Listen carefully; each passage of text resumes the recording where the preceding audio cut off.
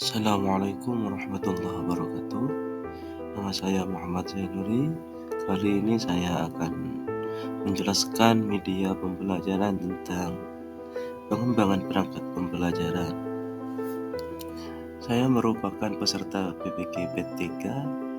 Saya dari SDN Ambon Tentang 4 untuk kelas 2 semester 1 LPTK Universitas Islam Negeri Sunan Ampel, Surabaya.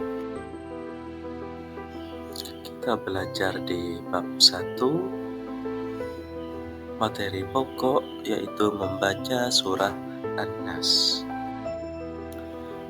Adapun tujuan pembelajaran yang pertama yaitu peserta didik mampu membaca Quran surah An-Nas dengan baik dan tertil yang sesuai dengan ilmu tajwid. Yang kedua, peserta didik mampu menghafal Quran surah An-Nas di hadapan guru dengan fasih dan lancar. Sedangkan yang ketiga, peserta didik mampu mengamalkan kandungan Quran surah An-Nas dalam kehidupan sehari-hari. Sebelum masuk pelajaran, marilah kita mengaji bersama-sama. Bismillahirrahmanirrahim. Qul a'udzu birabbin nas, malikin nas, ilahin nas, min syarril waswasil khannas, alladzi yuwaswisu fi sudurin nas, minal jinnati wan nas. Shadaqallahul azim. Adapun artinya ayat ke-1. Katakanlah Nabi Muhammad, aku berlindung kepada Tuhannya manusia. 2. Rajanya manusia. 3. Sesembahan manusia. 4. Dari kejahatan atau bisikan setan yang bersembunyi. 5. Yang membisikkan kejahatan di dalam dada manusia. Dan ayat yang ke-6, dari golongan jin dan manusia. Nah, itulah arti dari surah An-Nas. Adapun pesan inti dari surah An-Nas, yaitu kita sebagai manusia, sebagai hamba Allah, kita diperintahkan untuk memohon perlindungan hanya kepada Allah. Surah ini diawali dengan perintah kepada Nabi Muhammad dan umatnya. Untuk apa? Untuk selalu memohon perlindungan kepada Allah. Kita berlindung kepada Allah dari kejahatan-kejahatan atau was-was khannas atau bisikan setan yang bersembunyi.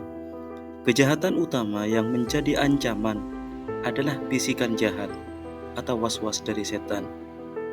Kata khannas yang berarti yang biasa bersembunyi atau menarik diri, yaitu setan akan bersembunyi ketika manusia mengingat Allah dan kembali membisikkan kejahatan saat manusia lalai. Adapun yang membisikkan kejahatan ke dalam dada manusia, bisikan setan ini sangat halus dan masuk langsung ke dalam hati atau dada manusia, tempat utama pengambilan keputusan. Pertanyaannya, mengapa kita harus memohon perlindungan kepada Allah? Nah, kali ini mari kita belajar bersama yang insya Allah kami akan menjelaskan dengan sedetail-detailnya. Jawabannya, Allah adalah pencipta dan pemelihara seluruh alam dan manusia. Allah adalah penguasa mutlak atas seluruh manusia. Allah adalah satu-satunya sesembahan yang berhak disembah oleh manusia. Maka, dengan menyebut 3 sifat ini, manusia diajarkan untuk menyandarkan diri hanya kepada Allah dan memohon perlindungan hanya kepada Allah yang memiliki kekuasaan dan ketuhanan yang sempurna.